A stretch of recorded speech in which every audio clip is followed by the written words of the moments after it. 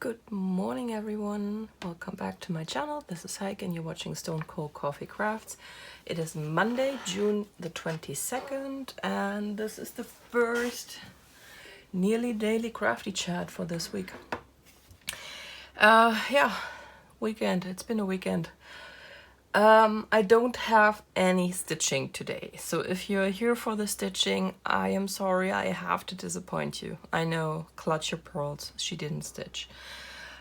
Reason for that is pretty simple. On Friday I did a section of diamond painting, and then I decided, because there wasn't much left of the night, that I would just spend it on knitting and commit the Saturday and Sunday to split it more evenly between all three crafts. And then on Saturday morning I woke up with the mother of all headaches, and I pretty much slept the whole day away. I think I finally dragged my body out of bed around 8 p.m. and that was also when I finally managed to drug myself up enough that the pain finally started to stop, at least somewhat. So I completely noped out on Saturday. I did a few rows of knitting after the pain meds finally managed to be stronger than this headache, but it was really not a whole lot. And Sunday the headache was not exactly gone, but at least it was manageable and I could craft.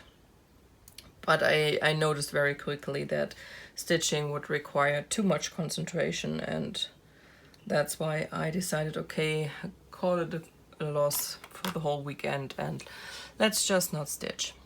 But what I did instead is I've managed to do 2 sections of diamond painting.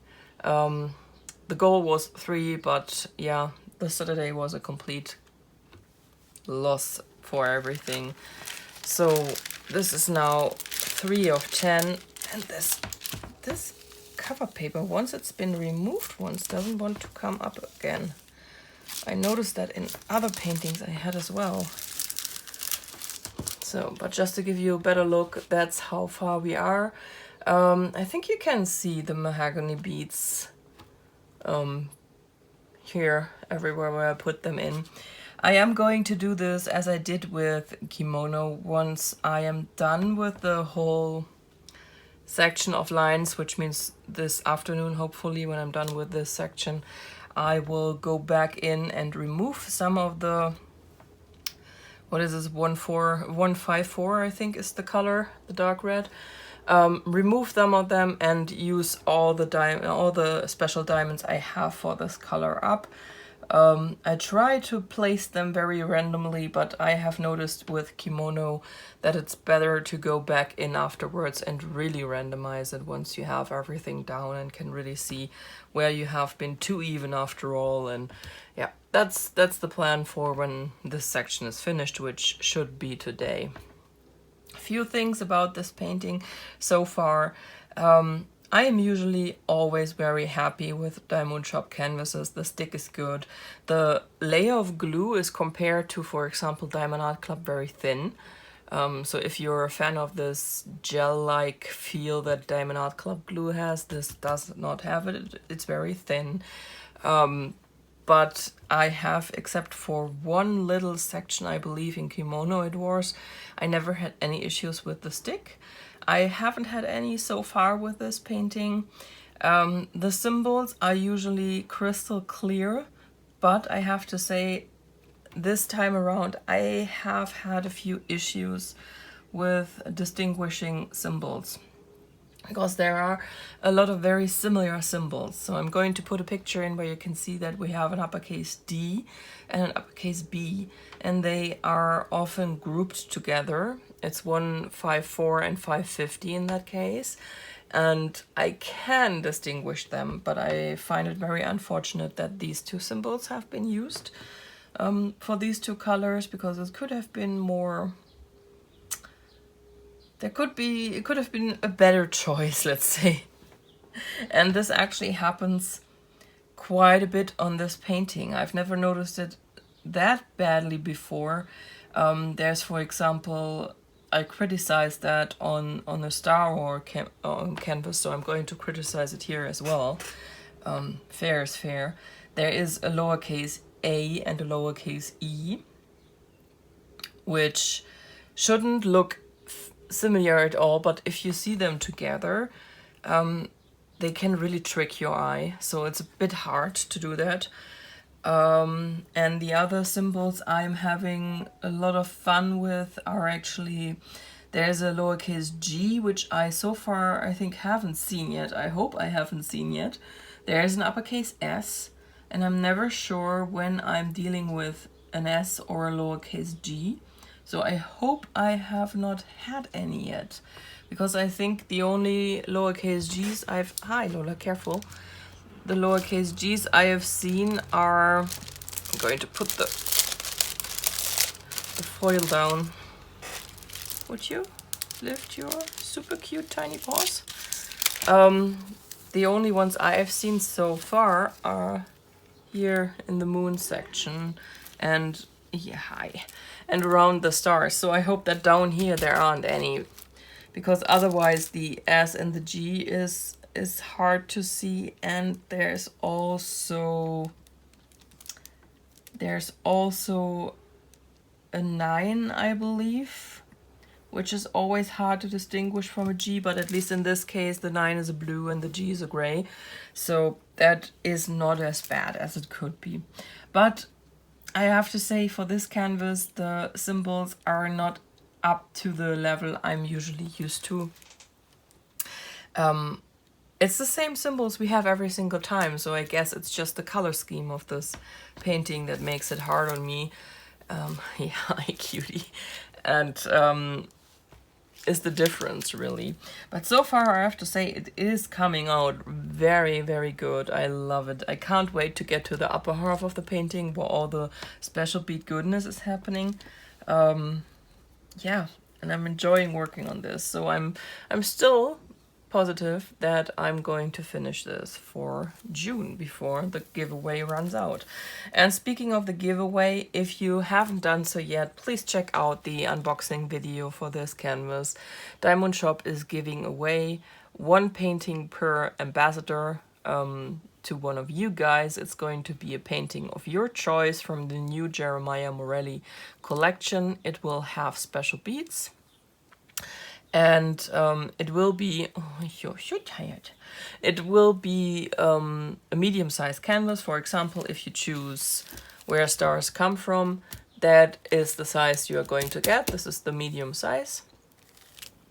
But they also tell you in the listing of the paintings which size is a medium size for which painting you can choose. So check out this unboxing. It's really, really easy to take part in my giveaway, because I have not put in any hoops or hurdles. You just have to do 2 very easy things to qualify. And I think that's quite possible. And you still have about 1 more week to enter this giveaway. So please check it out. Please enter if you feel like this artist could be for you. We've been left by the cat again. We are very uninteresting today. And yeah, give it a try. And if you would like to order and not just trust that Lady Luck will be with you and you will win one in the end, you can do so as well. For the month of June, all the paintings come with a free special treatment. Yeah, and it's amazing. Alright, that's the diamond painting plan for today. Finish 1 more section on this. So like I said, there is no stitching today. So let's move over to knitting right away, because I did knit quite a lot. The reason for that being that the Plumetis shawl is an extremely easy knit. I didn't have to concentrate at all for it. So that's why, oh hi cat, I had hoped you would stay away for a couple more minutes. That's why I actually knit like a crazy person on that. It's basically all knits except for a few rows where you put in, I think you can see it, where you put in these eyelets. So this is basically the only row where you have to do an actual counting to put the eyelet in the exact right space. This is now this is just the center section. The other color I showed you, and thank you for telling me that this name comes from the movie Moana. I have to admit I've not seen that yet. I purchased it, I think, last Advent. iTunes, every year iTunes does this thing in December where you get a pretty good movie each day for $3.99, sometimes $4.99. Kitty, we had this thing that you stabbed yourself on Friday. Could we not repeat that? That would be awesome. So I usually in December buy a whole lot of movies. And either last year or the year before that I purchased Moana, but I haven't seen it yet. I don't know why, but I have a ton of movies I purchased and have not seen. So this is just the center section where Loki goes, and the heart of Te Fiti will go here on the sides, done in something that is called German short rows. So we will see how that works out. But for the center panel, I am now at 25% complete, and about half the rows that I need to do are done. And the cat thinks it's very comfy. I have to agree, it's very soft because this is knit with two different yarns, a sock yarn and the kid silk. This is very, very soft. Also, it's very squishy because of the garter stitch. But to be honest, and keep what I'm saying now in mind, because you're going to wonder, she doesn't really remember what she said a minute ago, does she? When we are going to talk about plans. But I'm usually not a huge fan of the look of garter stitch. I just don't like it. So ever since I started this, no, I have cat hair in my face. Since I started this, I have actually been thinking about, once this is done, and I should have some of this yarn over, I'm going to try to do this in stockinette stitch, because I just like the look better. I also think I personally don't need the thickness that garter stitch gives you in a fabric, because I'm usually never cold, and wearing these shawls is just decorative most of the time. And then I think in 5% of the cases this will be because of cold. So I'm thinking about trying to do that once this is done. That being said, let's see when this is done. I know I've knit a lot this weekend, but we all know it's not going to stay that way. Let's see how long this takes us. Also, I'm kind of excited to see how it will look like with the second color in the German short rows, which I've never done, but which look like they are pretty simple too. We have this little decorative edge here on the side, and I am currently trying to figure out, I still have 75% of this to do, but I am already trying to figure out how I'm supposed to pick up these stitches. I think I have it now, but I think I'm supposed to pick up the decorative stitches here and start knitting my second color that way. But I'm right now I'm confused. No matter how simple a pattern is, as long as it is a written pattern, I have issues with it.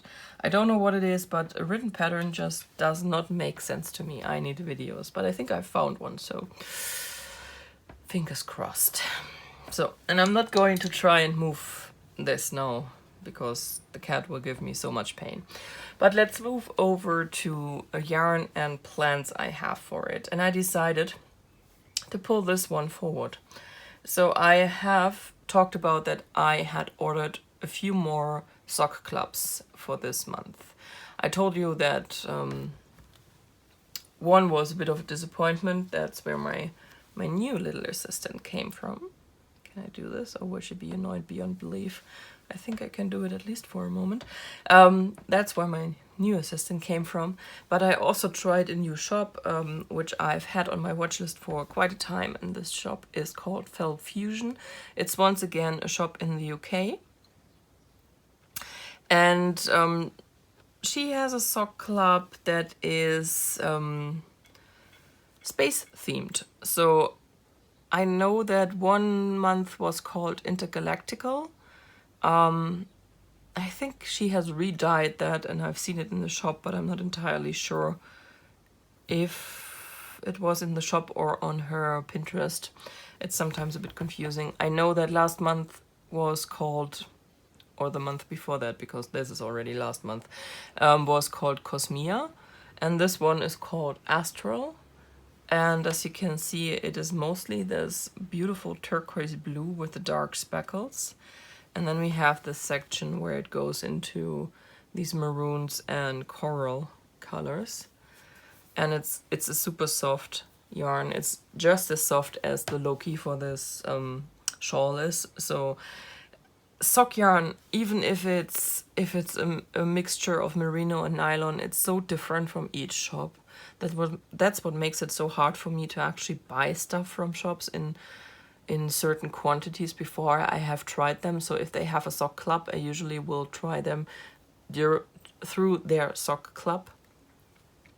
And I'm going to order the next one for her as well, because I have decided to do the mother of all projects with this. And yes, you can call me crazy, because I'm going to do the Northeasterly blanket. I think you probably, if you're knitting, have seen that so many times. It is a project that is supposed to use up your scraps, basically. So the designer is, oh, I should have pulled it up. I totally forgot. Of course I did. Bear with me a moment. I hope I have it open somewhere. So the designer for the Northeasterly blanket is Skeinanigans. And she designed this basically as a project to use up your advents, your scraps from future projects. This is not supposed to be a blanket that is styled through and the colorways are thought out and match all together. This is very much supposed to be a scrappy project. Me being a new knitter, I don't have a whole lot of scraps I could knit into a blanket, so I decided I'm going to use this sock club in future installments. And what I plan to do is, I've seen Ruby and Rose's yarn do this. I would like to knit a whole skein into a strip. So this blanket is done in strips, and actually you're supposed to knit them together right away, which I'm not going to do. I'm going to knit the strips and I will join them together later, because I fear that it will be too unwieldy, because I plan to do a giant blanket, because I am planning to knit a strip out of this whole skein of yarn, and this is 425 meters per 100 grams, so that's quite a bit of yarn.